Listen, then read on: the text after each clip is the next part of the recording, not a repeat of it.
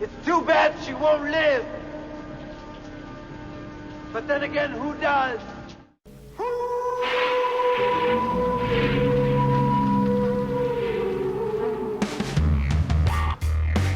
Welcome to Popped, where you can learn about and relive some of the best that entertainment has to offer. We'll revisit some of our favorite films that helped influence and shape our lives. Now sit back, strap in, and keep your arms and legs inside the vehicle at all times. And if you have to, take a shot of whiskey to keep them swooning when you hear their voices. Here are your hosts, Daniel, Ben, and Tanya.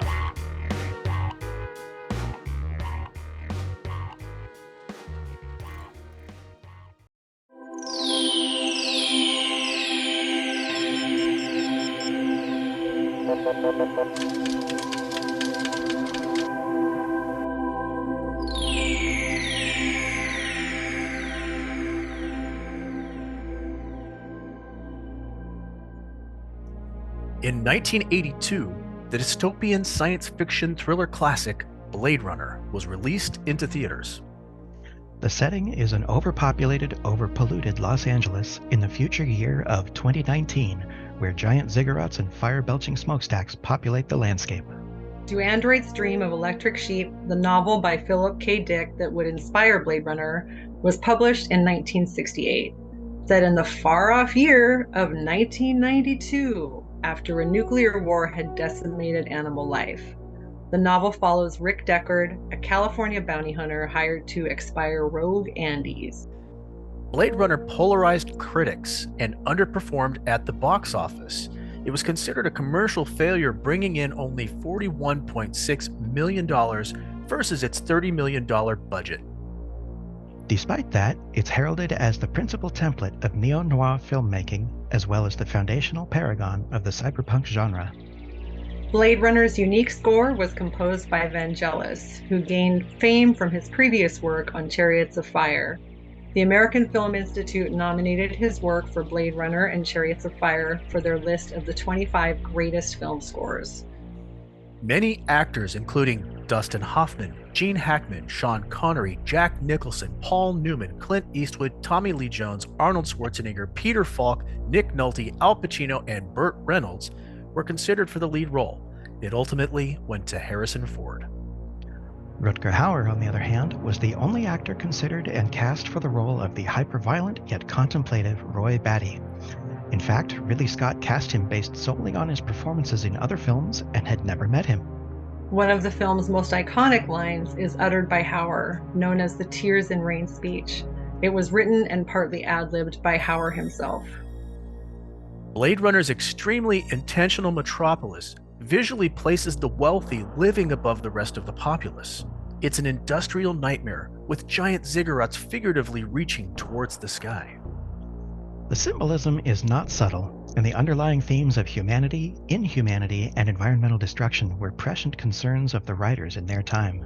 Despite its failing at the theater, Blade Runner became a cult favorite and is largely regarded as the best science fiction film of all time.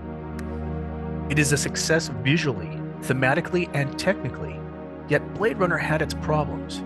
Harrison Ford was extremely dissatisfied with the tinkering from studio executives who wanted certain changes made to what he already believed was a perfect film.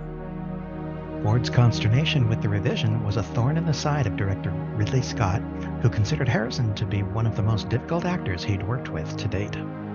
Scott is known for being a perfectionist and sometimes reshooting the same shot 20 or 30 times in order to get the perfect take. Needless to say, on a set where it was constantly cold and wet, this did not sit well with the actors. There are 7 different versions of this film due to the controversial changes requested by studio executives. However, in 2007, a final cut was released that encompassed the true narrative of the director's vision and probably much more closely resembled the film that Harrison Ford had envisioned during filming. In 2017, a sequel was released titled Blade Runner 2049, and it used the storyline from the first film as a backdrop for a new story set in the same universe many years later.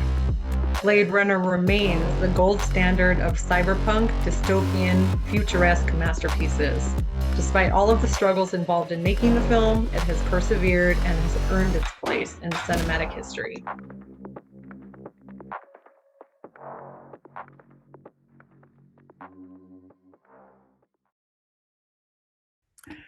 Here we go. Our first official episode of season 3 that isn't a bonus episode.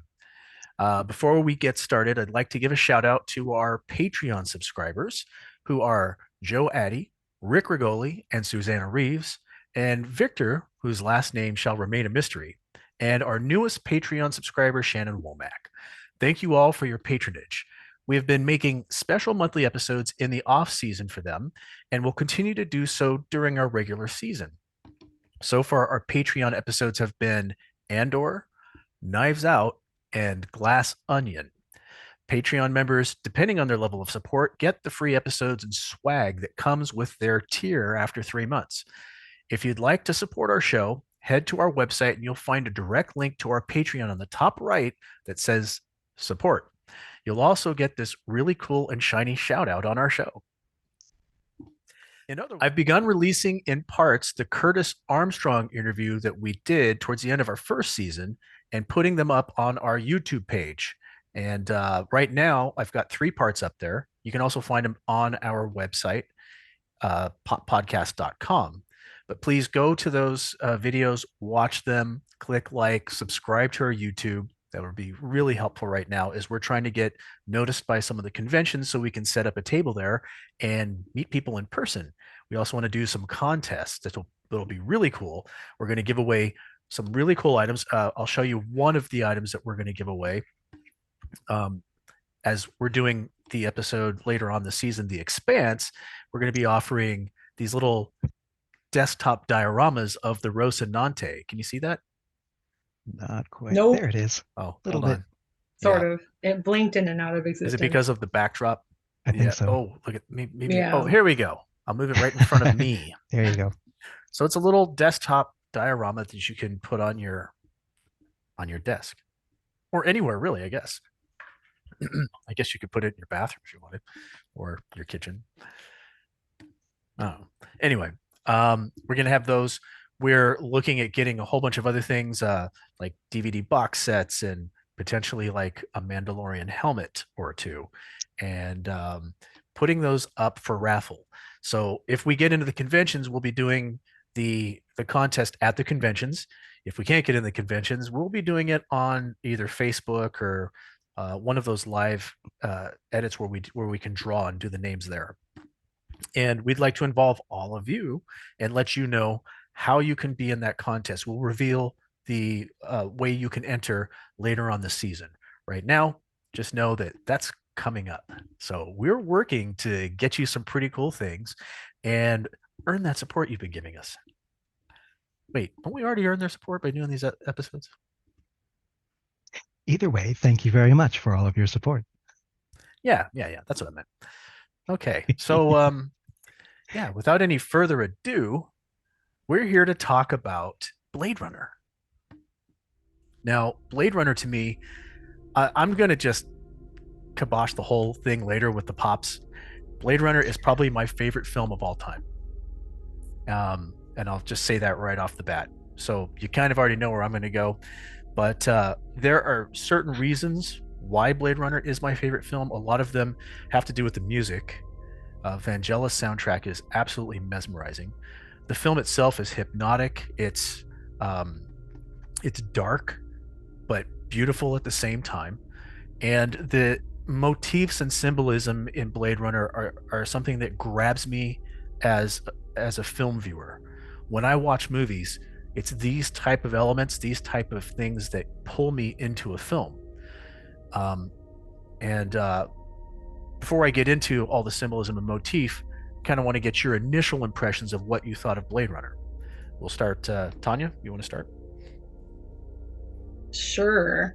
Well, the first time I saw it, I was in high school, because I think I was only 10 when the movie actually came out in theaters, so probably like junior in high school. And we had watched it at a sleepover, and we were all just gobsmacked, blown away by it. And for the next, 15 years, like all through my late teens, 20s, washed it into the ground, because back then we had video stores and you'd go rent it and then have it overdue and then bring it back late and pay all the fines and just watch it forever and ever. It's great fun. So you streaming people, you don't know what you missed if you're little youngins. I'm just saying, it was the joys of the overdue fees. I have to say, however, that this was probably the first video I may have bought and owned. Oh, no kidding. And I watched it into the ground as well. Yeah. That's excellent. Very good. Yeah, but it grabs you from the instant you see it. The mood of it is so perfect. It is probably one of the most realistic takes on a dystopian future that I have ever seen. And I love the philosophical and ethical questions that it brings up. There's just a lot of meat there to digest. And still to this day, when I watch it, I still glean new things from it, even though I've seen it hundreds of times. Yeah, I'm curious, Ben.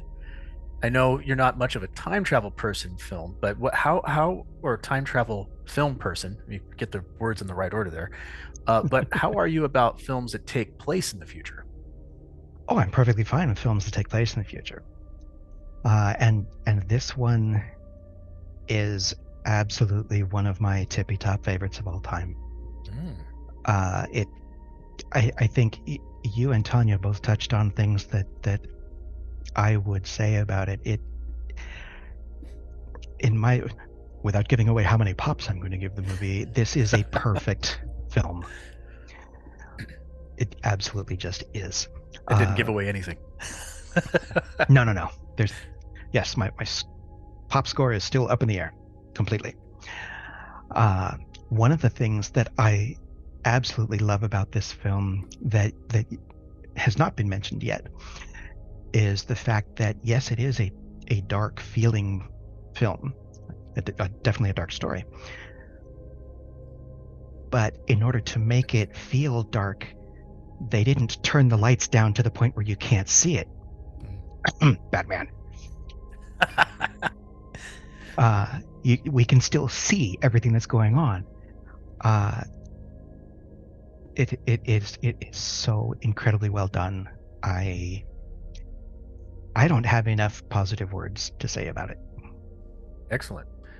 Well, let's talk about, before we get into the symbolism, the motif of the film, let's talk about the visions of the future and things that didn't happen, because this was a look forward into the year 2019, right? We're now in 2023. So what are some of the things that didn't happen? Well, flying cars. Yep. Off-world migration to get away from environmental catastrophe. At least not yet. Right. Androids that are so human they blur the lines between man and machine, although that also might be right around the corner. Los Angeles being a living hell of ziggurats and flame-spewing smokestacks. The other thing that really stuck out for me with LA, and this was, I feel like this was an oversight on the filmmaker's part. One of the reasons that LA is spread out as far as it is and not a huge skyscraping metropolis is because it's on a fault line. So when I see these buildings, where he's on the 93rd floor, that's not going to be something in the future of LA. It's just not, unless they can figure out how to sew those fault lines shut, right? Did you guys notice any other things that were going to be in the future in this film that didn't necessarily happen? Replacement body parts, or engineered body parts. There are still some bits of experimentation with that going on. But for example, we don't have some guy working in a frozen lab being able to make new eyeballs that we could just pop into somebody. Tanya, you got anything? Yes, I actually felt like it did in certain ways predict where we are to a certain extent. Obviously this is hyper fictionalized, but the corporatocracy that exists during that time, with corporations kind of running everything, well, we're kind of there already, at least in this country. for the most part. It's So not as bad as it is in this film. well, yeah. But I mean, it's we still getting there. have the veneer of democracy, so that so that We're still that pretending helps, anyway. But we are still pretending. Yes, we like to pretend about that. It makes life easier. If only you could see what I've seen with your eyes. Also have the overpopulation, people crowded together, the very distinct class divide that exists. Yeah. That's becoming more Sorry. prominent in our world as well. Yeah. One other thing that I noticed that you guys didn't touch on, I thought maybe somebody might bring up, is the fact that is the cloning. Now we can clone animals these days. We sort of frown on it, but in the book, and I don't know if anybody's read the book. I've read the book a couple times now, and I have to say that this is one of the rare times where the film, in my opinion, supersedes and is better than the book. And there's a couple of reasons for Agreed. it. The book is good. Don't get me wrong. I'm not going to say the book is bad. It just, I can see why they went the direction they did with the film, because the book itself is not a film. It's a lot of introspection and inner dialogue, and it doesn't flow the same way. For instance, that whole ending in Blade Runner, where you've got the showdown between the hunter and the hunted, and the way that flips, doesn't really happen in the book. He just shows up and and retires these androids, and there's no anything. It just happens. Over like 2 pages. Yeah, and it's just done, and it's not about the whole chase at all in the book. It's just more about the question of humanity versus bioengineered. Where is humanity? And the whole title, "Do Androids Dream of Electric Sheep," is about the fact that they want, again, it's a, how do you explain this? It's a double entendre, right? Because one of his things in the book is owning a cloned sheep or owning an animal, because they're so rare. Most of them have been wiped out, and if you can own a real one, you have massive wealth and massive ability to get an animal. So most people resort to getting a bioengineered animal, and it's a status symbol, which is not anywhere in this film really, although they do show the owl, and they show him tracking down the snake with the snake scale and trying to find out, but it's more of a detective story here, and the animal is sort of a backdrop as opposed to being, like with what the book is about. So to me, I guess that was the other thing, is what I was getting at initially, is that we don't really have that issue with animals. We haven't wiped all the animals off the planet yet. And I like using the word yet. Yeah. Any other thoughts? Well, with regard to the difference between the movie and the book, I have not read the book, so I can't speak to that. Well, it's not about the book. It's just about something that stuck out to you, because we were talking about things that didn't happen, right? Yeah. And basically that big long-winded thing I just did right there was about the fact that we don't clone animals for owning at this point. That's true. Okay. Although actually, aren't there companies that can clone dead pets? Isn't that a thing? I think I heard that advertised, or they're working on that. Like, if you love a pet, you can get it cloned. Am I crazy? Maybe I'm imagining horrified at that thought. Yeah. I could be. Somebody didn't watch Pet Sematary. I'm gonna say I hope not, Tanya, but I can't say you're wrong. Let's see if we can bring your dead son back too, Gage. Oh no, let's not go there. That movie terrified me. Anyway, off subject. But they did clone a sheep, right? Dolly the sheep? Dolly the Yes. sheep. They've Yeah, Dolly the cloned sheep. they've cloned animals. Yeah. Yeah. I mean, they have, but not to the extent now. And that was the thing. It's like, what things that are present or prevalent in this film do we not really have in this time period? And people owning like regularly owning cloned animals is not the case. You know, you can still go out and get a real dog. You can still go out and get a real cat. You can own a sheep if you want to. You don't have to get a clone one. But anyway, let's move on. Let's talk about the symbolism and motif in this film. Now, I don't know if you guys picked up on this, but to me, every time I watch this, the thing that sticks out to me the most is the use of eyes and perception.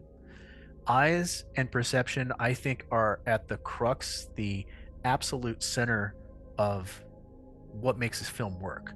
You start the film with Holden standing in that is it Holden? That's his name, right? I'm not getting the Expanse mixed up with this guy. Standing in that interrogation room, or in the office of Tyrell Corporation, and he's looking out over the hellscape that is Los Angeles, and it's reflected in his eye. It's the first thing that you see. Right? Well, not the first thing you see, but it's the first eye you see in the film. And to me, that tells me that he sees all of this stuff, and he's part of this world. He's very aware of it, the inequality and all of these things, but he's still just a cog in the machine. Did you guys pick anything up looking at the symbolism of eyes in this film? And, you know, what are your thoughts? I didn't actually think about a deeper meaning to it, but I did notice that they used essentially what I think of as highlighted eyes quite a bit. You know, from the I forget the character's name, but the inspector played by Edward James Olmos. That's Gaff. Gaff had very interestingly colored eyes, and quite often throughout the film, the Andes, or the replicants, would have their eyes reflect, almost like old-time flash photography. You'd get red eye, and then during the movie, Pris specifically blacks out a strip around her eyes, which of course makes her eyes pop a lot more. Yep. So the movie was, and of course there is the funky little dude in the frozen icy laboratory who all he does all day is make eyeballs to go into people's bodies. True. Yeah. And then Tyrell unfortunately losing his eyeballs. Yes. Well, they tried to take out eyes twice in the film. Once was successful. If you think about it, Leon attacks Deckard at one point, and he's going for his eyes. And tried to, but right, he got retired. I find that symbolic, because, well, let's talk about Tyrell and his eyes. So it's painfully obvious. They do this very obvious symbolism right there. He's got these bifocals on, these like very, very thick glasses. Yes. And that tells me visually that his perception, he doesn't see far. And, you know, that juxtaposes with what he's created. He hasn't seen far enough ahead of what's going to happen with this creation. I mean, he created them as slaves, right? He's building his corporation, and he's building the future on the backs of slaves. Mm-hmm. So Eldon Tyrell's not a good guy, and he's also very limited in his vision, very myopic view of these Andes or these replicants. Thoughts? That's interesting. I went a different direction with it, though I don't disagree with what you said there. That makes total sense to me. But what occurred to me as I was watching is this guy, he absolutely has the money to have his own eyes worked on, but he doesn't, for some reason, doesn't trust that technology. He just goes ahead and uses these thick, must be heavy glasses. Mm-hmm. That's a good point. Tanya? For me, I didn't get the sense that he had a myopic vision about what he was doing. It was much more about it was a business model. The androids that he was making were just collateral. He had no qualms about what he was doing because he was under the impression that he would be able to control them with all the fail safes, and he really didn't care. So I don't know that it was short-sightedness as much as it was greed and a sense of being in control when maybe he really wasn't. I think it's all of those things. And the short-sightedness, to me, I absolutely do think it's that. I'm going to have to completely disagree with you because it's such an obvious symbol. You know, those thick glasses, they mean something. Just like Ben said, he has the money to fix it, but he doesn't. And the writers didn't want to change that. So, I mean, to me, that's just probably one of the most obvious things with Eldon Tyrell. So we'll have to disagree there, but it's all good, right? We have disagreed before. It's not the first time. Let's see. Again, so that the eyes, perception is a big thing, right?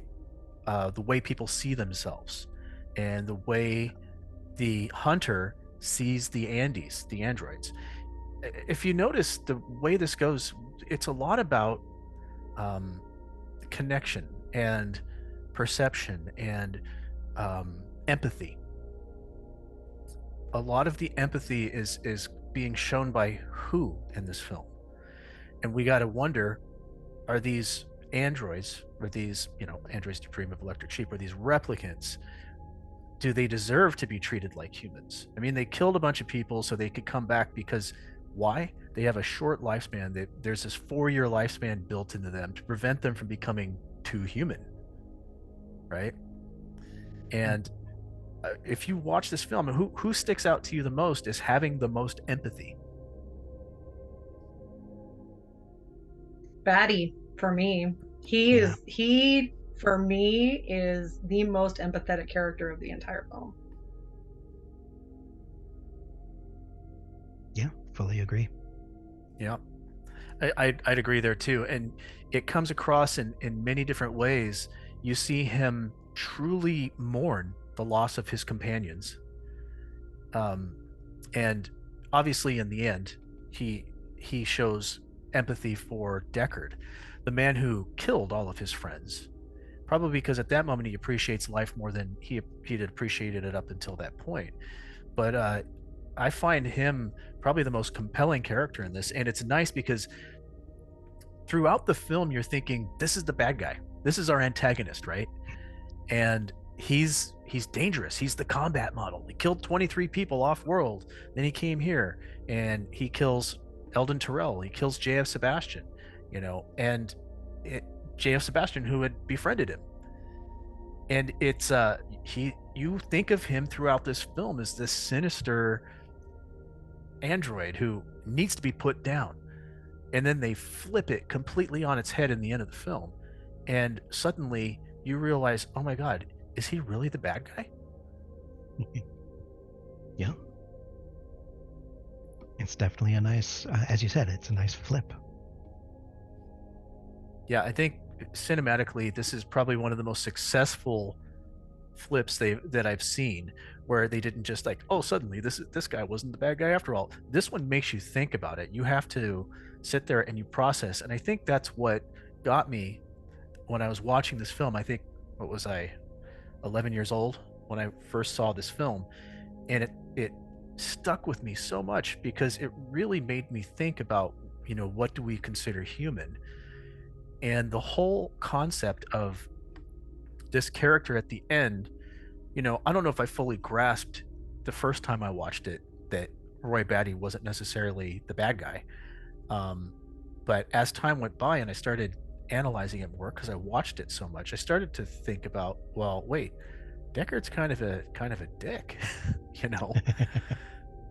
He hunts them down with this sort of merciless machine-like efficiency. And even his even the police chief at some point says, you're a goddamn killing machine, right? Yet the person who shows the most empathy is Roy in the end. Ends up saving his life.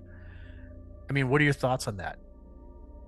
I'm curious to hear what you guys feel about the dichotomy of these characters, how Rick Deckard is juxtaposed against Roy Batty. it definitely seems very intentional to me.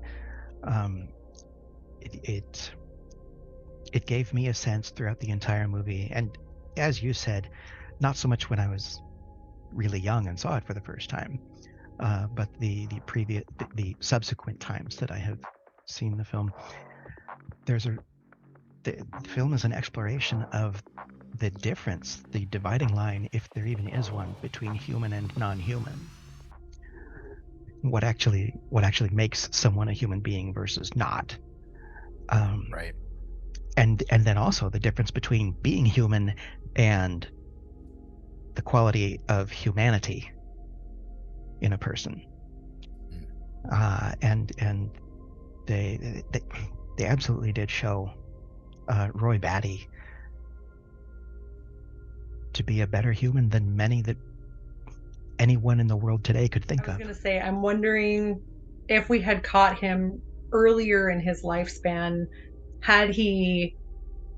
would he turn out to be as empathetic as he was towards the end? Because I know they had mentioned that as time goes on, they develop more and more emotions. That's why they have that cutoff. Mm-hmm. And so the more sophisticated he became, the more sort of human he became.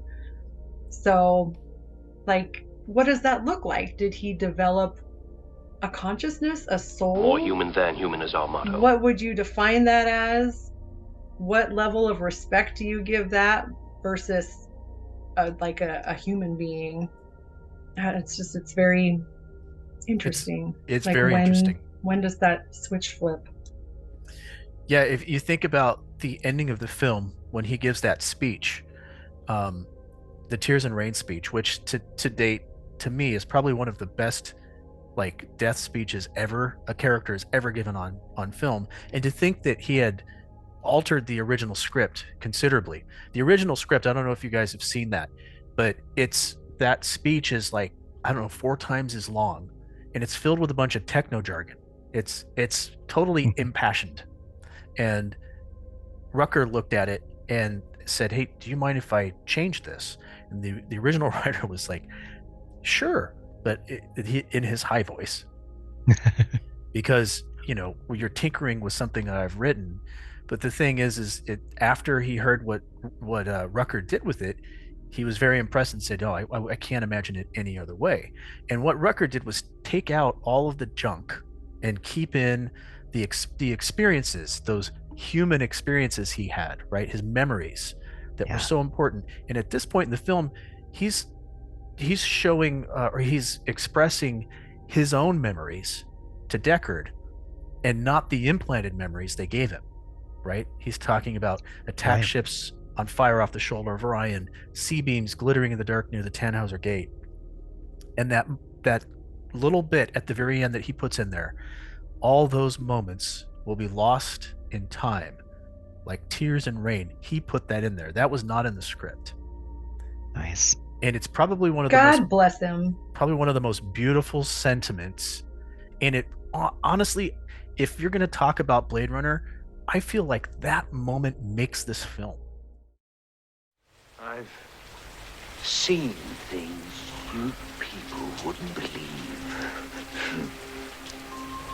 Attack ships on fire off the shoulder of Orion. I watched sea beams glitter in the dark near the Tannhauser Gate.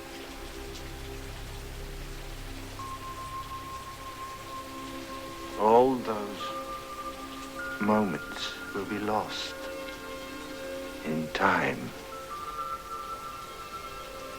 like tears in rain. Time to die.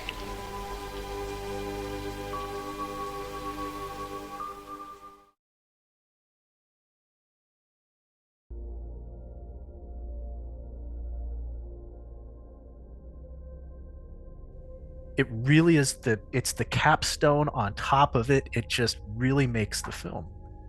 What do you guys think about that speech? It absolutely pulls together. This may sound really kind of vague, but the emotional content of the movie gives the movie so much more punch than it already did have. Changes it from a Terminator-like adventure into, wow, wait a minute, this is something really very thoughtful. Yeah, and profound. Yeah. Yeah, and I love the fact that what he chooses to mention of things that he's seen are things that really evoke a sense of wonder and joy and kind of awe at the state of the universe.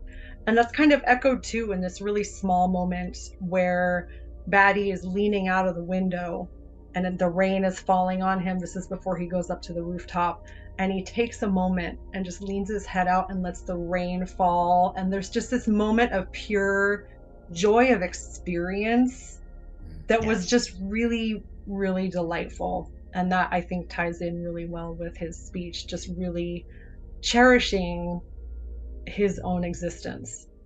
I like that you bring up that point in the film, because that's also another very important transition in the film. It's where the hunter becomes the hunted, right? Before this, you can see that Deckard is pretty much blind to the injustice and inhumanity of killing the androids. Replicants are like any other machine. They're either a benefit or a hazard. If they're a benefit, it's not my problem. And his perception of these androids completely colors his feelings that they're not human. And when he goes and he systematically kills them, he doesn't kill Rachel. In fact, he falls in love with Rachel, right? But at the end, he's still tracking them down to kill them. And he shows up at the Bradbury building, which is a famous building in LA. It's been in many films. You wouldn't recognize it in this film because they trashed it so much. But here he shows up, he kills Pris and has this standoff with Roy. And it's intense. It's very well done. I mean, I love how Harrison Ford before this is much more, focused and like he's doing his job. And then all of a sudden he is now just trying to survive. Yeah. It's absolutely wonderful. The whole Roy Batty becoming the hunter. What do you guys remember from that? How did that make you feel when you saw that sort of switch around there? Well, I remember the first time I saw that when I was a kid. It was kind of a frightening moment. It was a realization of, holy cow, wait a minute, what do you mean? What do you mean now suddenly I'm the one in danger? And now I simply observe it for the moment that it is. The switching from hunter to hunted, turning things around quite nicely. And I love the fact that he goes after Deckard not for self-preservation, because he is about to die and he knows it. It is totally an act of vengeance, an act of wrath, an act of justice for his compatriots, which I thought was cool. And I love his howling. That was just very atmospheric and like, ooh, chilling. Cool stuff. Yeah, I mean, if you think about it, I think that was very intentional, and I love that they did that, because when you think about coyotes or you think about wolves, howling tends to panic the animals around that they're hunting, and it makes they get so panicked that they make mistakes, which makes hunting them a lot easier. Quite an experience to live in fear, isn't it? That's what it is to be a slave. Yeah, so I tip my hat to that they threw in the howling. I just think that was a brilliant idea. Before I forget, I remember, because my notes are like jumbled, they're all out of order here, but I had more things about eyes that you guys might remember. Roy Batty holds up a pair of eyes to make fun of J.F. Sebastian. Yeah. And it may not be the most politically correct, especially at this time period, moment in the film, but it's eyes. And then we have the Voight-Kampff test. What does it focus in on to tell if you're real or not? it focuses in on your eye. Mm-hmm. And the last thing that I had in my notes on eyes, you had brought up Chu, or what's his name, Hannibal Chu, the eye doctor, Mm-hmm. and or I guess the eye geneticist, bioengineer. I don't know, how do we want to put that? But when they come in there, he tells them, You in Nexus, huh?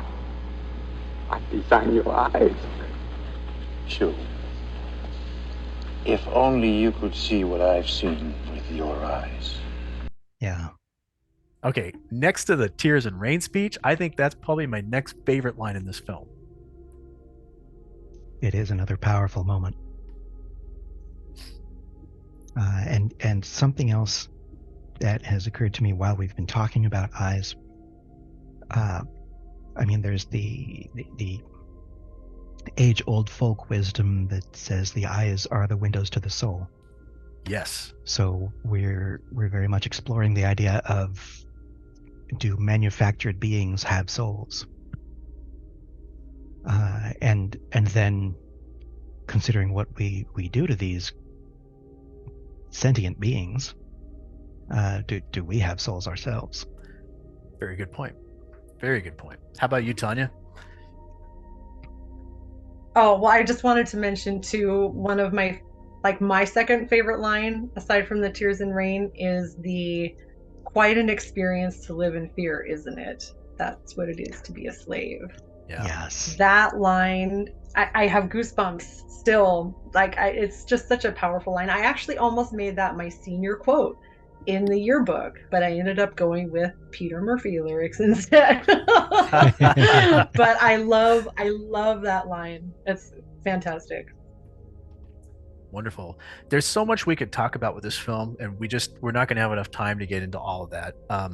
We're shortening our episodes a little bit, folks, because we're doing the vodcast first, and then there's the audio podcast, and we just don't want to overwhelm people with a 2-hour show. So we're going to try to cut this a little bit. But before we get on to the next segment here, I kind of wanted to talk about the casting and the performances. There are so many good actors in this film. Daryl Hannah sticks out to me. William Sanderson, who was wonderful as J.F. Sebastian. And then Joe Turkel, who played Dr. Eldon Tyrell. Eldon Tyrell, to me, I mean, that was just a wonderful performance from him. And I guess he passed away very recently. Also, the guy who played Leon, he passed away also very recently. And the original Blade Runner in the film, Holden, he also passed away. So the cast is starting to age out here, because it's a 1982 film. Yeah. Harrison Ford's still going strong. He's about to release, and in fact, very soon in the theaters, there will be the new Indiana Jones Dial of Destiny, which I'm excited to see, and I hope it's better than that Crystal Skull thing was, because that was not good, to say, at least in my opinion. That's one that I can say I remember I saw it. Yeah. Aliens. It was better in Stargate. I'll just say that. Anyway, anybody have any performances that stood out to them? James Hong, to me, did really great as Hannibal Chu. I love the small Chinese guy working on the eyes, and watching him act out that whole scene where he gets colder as it goes on. Yeah. What's the word I'm looking for? It was hard to watch, and that tells me it was acted really well. Tanya, do you have any of the performances stick out for you? Well, the two that I like the most are really the two main characters of the film. I think this is one of Harrison Ford's. To date, it's still one of my favorite performances of his. I even like it better than his solo, honestly. I just think there's a lot more layers. It's a little bit more depth intense. And then, of course, Rutger Hauer, because for me, his character and his performance of that character really make this movie for me. Ben? Yeah. Similarly, Rutger Hauer is the one that stands out for me enormously. It's funny. I never really connected these dots until this week when I rewatched it. But Roy Batty is what the Terminator wishes it could have been. It was just, I mean, don't get me wrong, Terminator is a very, very fun movie. But Roy Batty was an actual character. A fleshed out person, if you will. Right.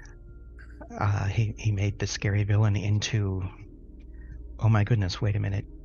Suddenly we can all really identify with what's going on here, with what this guy's going through.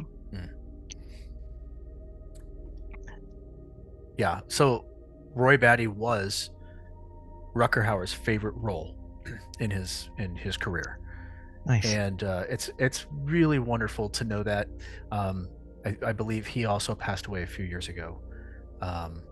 And I was very sad when I read that because, you know, for years he was my favorite villain, right?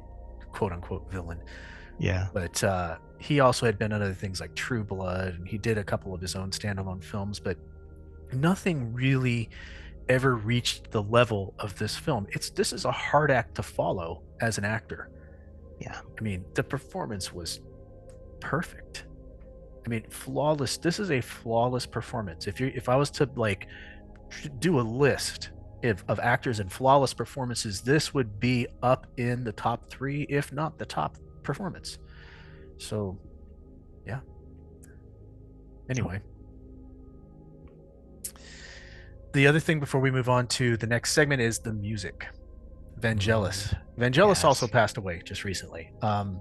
And his music and soundscape in this film, I think, is another thing that really sets it apart from its contemporaries. A lot of times the music is so slow and building. It creates such an intense mood when you're watching.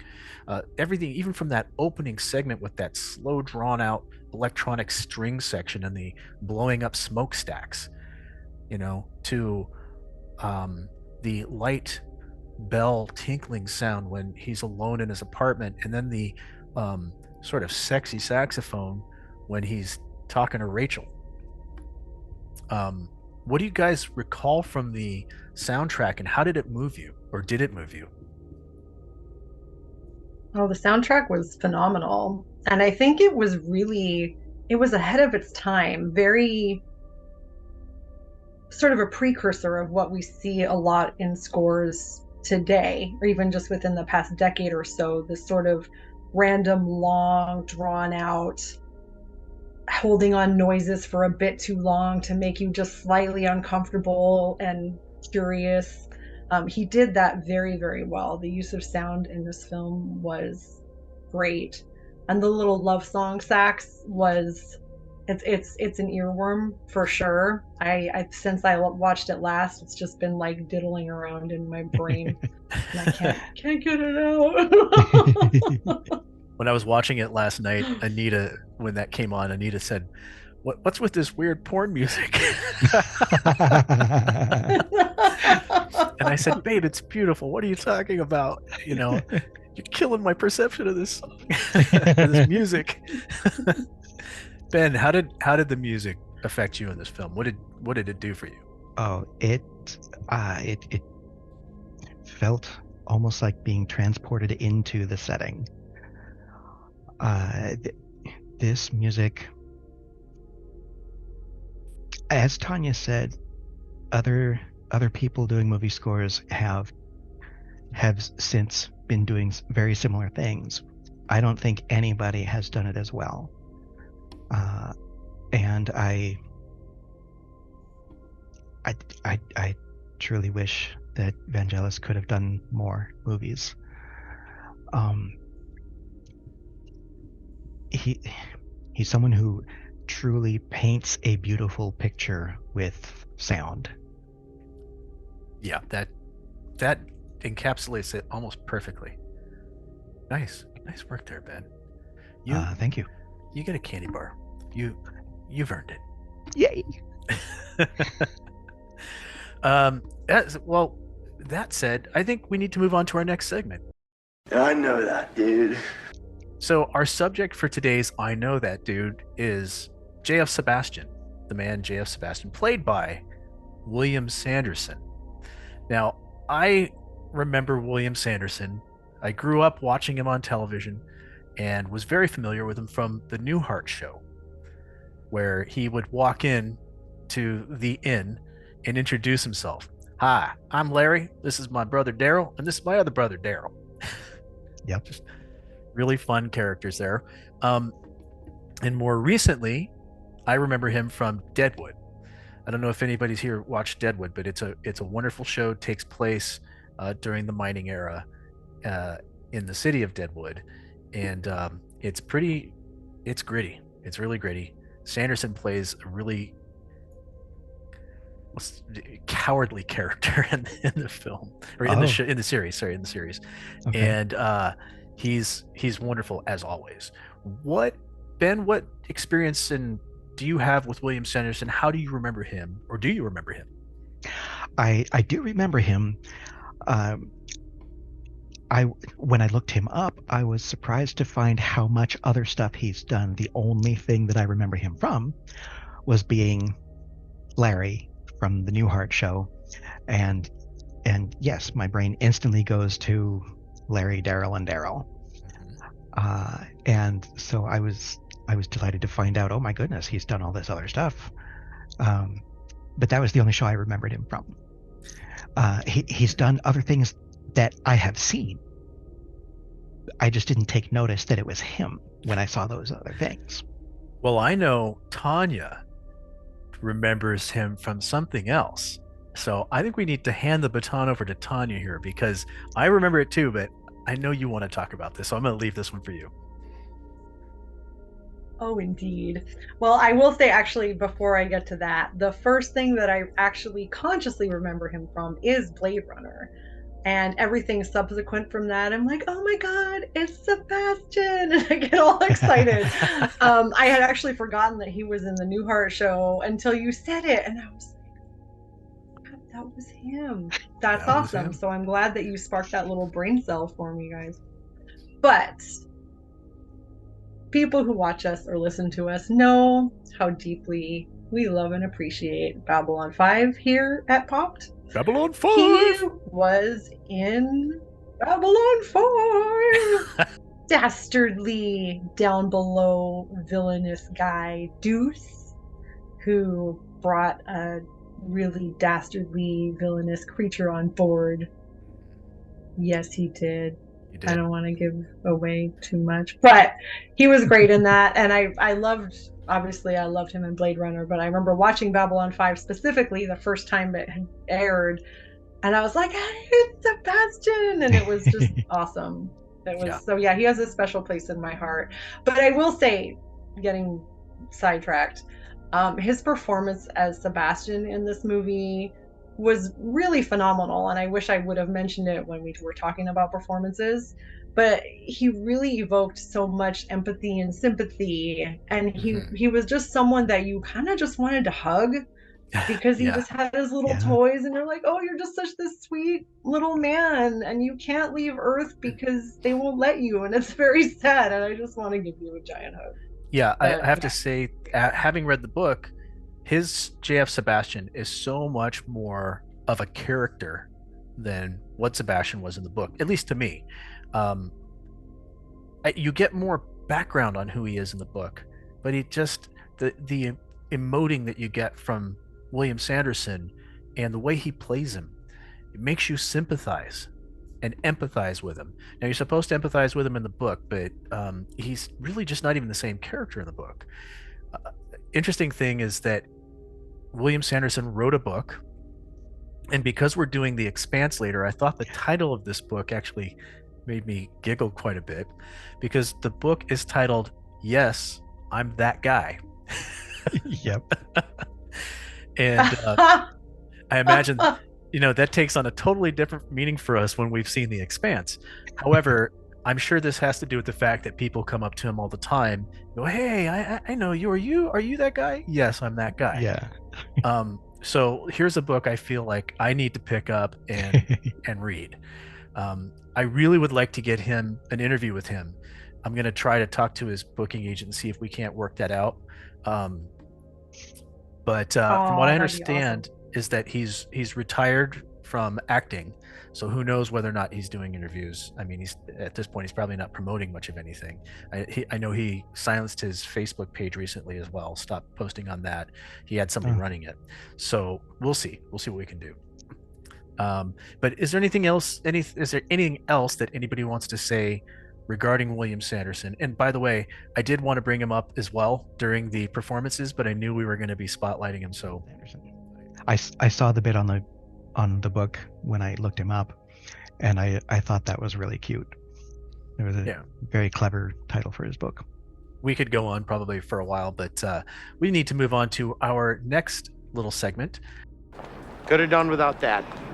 This film doesn't have a whole lot of moments that I could do without. In fact, really, there's only one thing that kind of struck me as I was watching it last night, and that's more from a modern point of view, and that's that sort of little rapey scene with Rachel. Could have done without that. It's a little jarring, but if you understand the context of why it's happening, he's trying to force the emotions out of her.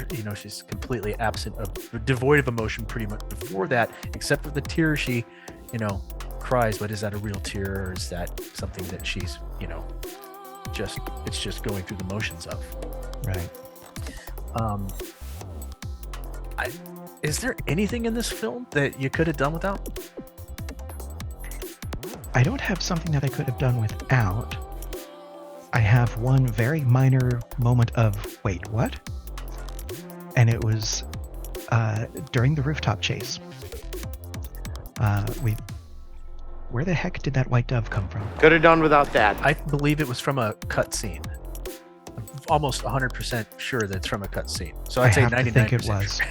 Yeah, I have to think it was, because, I'm watching Roy on the rooftop, Juggernaut stalking after Deckard, with no dove in either hand. We cut to Deckard, we cut back to Roy, and poof, he's got a nice calm white dove in his hand. Right. And I'm thinking, there's so much tension on that rooftop. If I were that dove, I'd be freaking out. Right. However, that is such a very minor thing. It does not take anything away from the film for me. Tanya, was there anything that you could have done without? I would slightly echo the rapey bit. Could have done without that. Are we allowed to say that on? Is that the rapey bit? You can say that. Rape's not a bad word. Yeah. It's just a word that has a lot of societal loaded connotation. It's an uncomfortable, icky, cringe word. Yeah. But it's so funny because when I had seen it when I was younger, it didn't bother me because it was the 80s. And that's sort of when you realize like how much things have changed. I mean, obviously that's what, like 40 years later. Right. And all of a sudden you're like, wow, culture does evolve. It's pretty amazing. Because now that scene is moderately disturbing to me. It doesn't make me hate it. It doesn't make me think, hey, he's a horrible person. Oh my God. But it is a little bit of it's uncomfortable. Slightly, yes. That's a good word, Ben. Thank you. Yeah. So there was only one other thing that I could have done without, and it wasn't from the final cut. And they did without it. They took it out of the final cut, which I really appreciate. They actually took it out of the director's cut as well, which preceded this. But the narration. Could have done without this that. This whole film noir thing, and they had that sort of hard-boiled detective narration going over the original cut of this film that the studio insisted they record. Harrison Ford was not happy about it. And when he went in to record it, he purposely did it as badly as he could so they would think, well, we shouldn't use this. But they used it anyway. Oh my goodness. And I mean, if you listen to it, it's pretty cringe. Some of the things he says in there are even pretty cringe, especially in the context of today, looking back. Words that we wouldn't even use in a narration today. So I could have done without that, and thank you for recutting the film and taking that out of there. Yeah.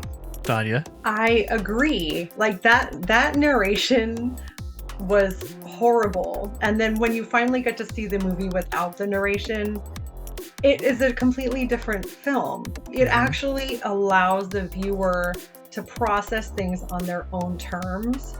Shame on the studios for thinking their audiences are idiots. Studios, stop it. We can handle information and can you figure it out blame them? ourselves. I mean, honestly, can you blame the studios for that? Because look at the types of films Yes. that people like to ingest. I mean, the Fast and the Furious. Let's just start right there. You know, there are a lot of crap films out there that people absolutely love. And those studio Hey, executives you know are trying to what? make money.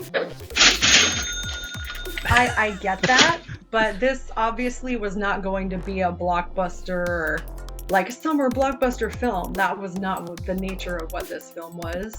Like, I like artsy fartsy films. I like films that make you think. I also really love to watch Battleship from time to time. I am not gonna lie. Sometimes you just want to be entertained. But Hollywood needs to understand that there are moments to play to just sort of fun and I don't want to think, versus when there are moments when they need to let the audience work it out for themselves. Because that's part of the joy of watching a film, is to kind of come up with your own opinions. Agreed. Oh, and on that note, let's get to Poppin.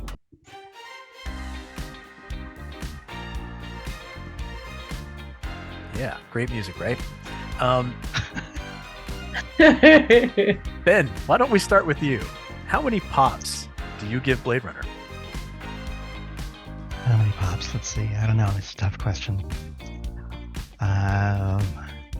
One of my tippy top favorite movies of all time. Yeah, I'm gonna give this one a 5. All right, that was pretty long-winded there. Do you want to give a reason, or are we just gonna move on and give our pops here? Oh, I mean, it's pretty much what I said earlier. It's a fantastic film. Everything from the noir style to the score to the delivery of the characters, the acting, and the story itself, and the awesome flip at the end. All of it so wonderful. There's nothing I would change. Excellent. Tanya, how many pops would you give Blade Runner? I am agreeing with Ben. It gets a solid 5 pops all the way around. One of my favorite films of all time. Great performances.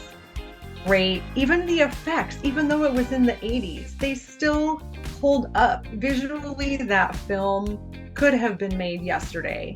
And you wouldn't be like, oh, you know. I mean, it doesn't have all the crazy, like, massive CGI like Blade Runner 2049, which was also amazing, and people should watch that one as well. But it holds up for being an older film.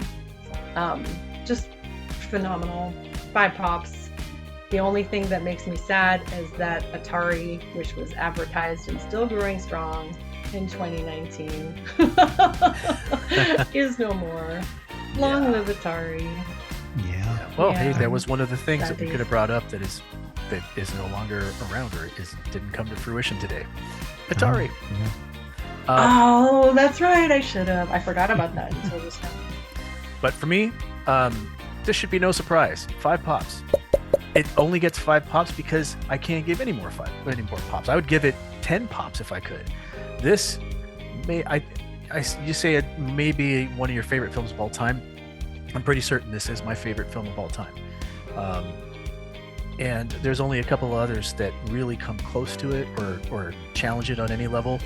When I consider where this film came from, how they took this novel and the many times they rewrote it, the first writer, as a matter of fact, was quietly let go. He had written all these drafts, and he was getting really frustrated with Ridley Scott and the production because they kept asking for rewrites.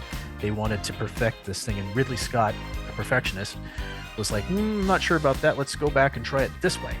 And I think he'd given 20 or 30 rewrites on this thing.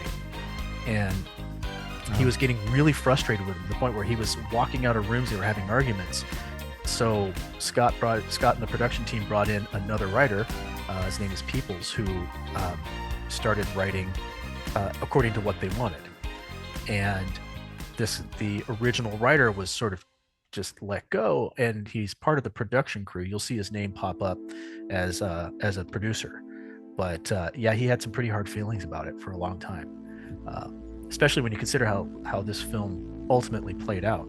It was a disappointment, but a cult film that just gained traction over years and years and years, and as it rightly should have, because this is a brilliant effing movie. And yeah, with that said, we have all given it 5 pops. We are all in agreement on Blade Runner. Indeed. And I do agree, Tanya, that the sequel was wonderful. I love that they kept the storyline and did justice to the original film. I was really worried when I went into the theater because, you know, when they continue a film or they do a sequel or they do a reboot, the success rate usually is not very good. Yeah, not always. I haven't seen the sequel yet. I'm looking forward to it. We can cover that. We might cover that really on. good. We might cover that on Amazing. Patreon. How about that? Cool. Sounds good. All right. Yes. With that, when do you guys want to tell them stuff?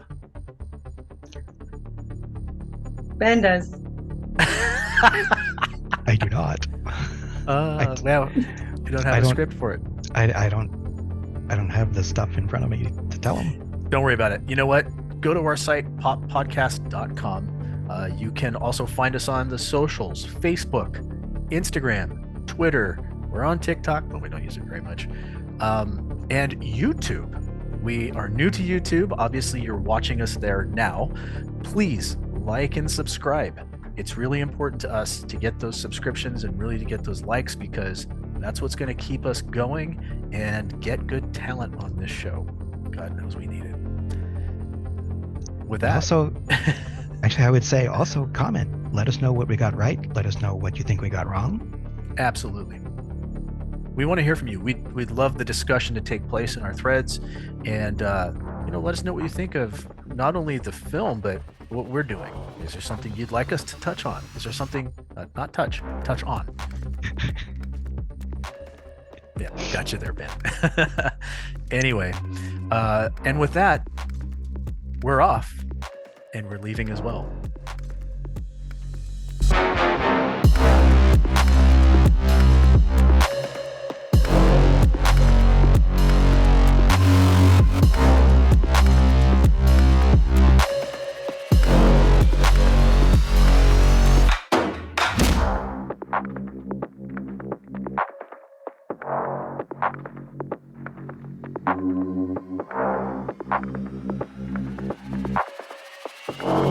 Thank you.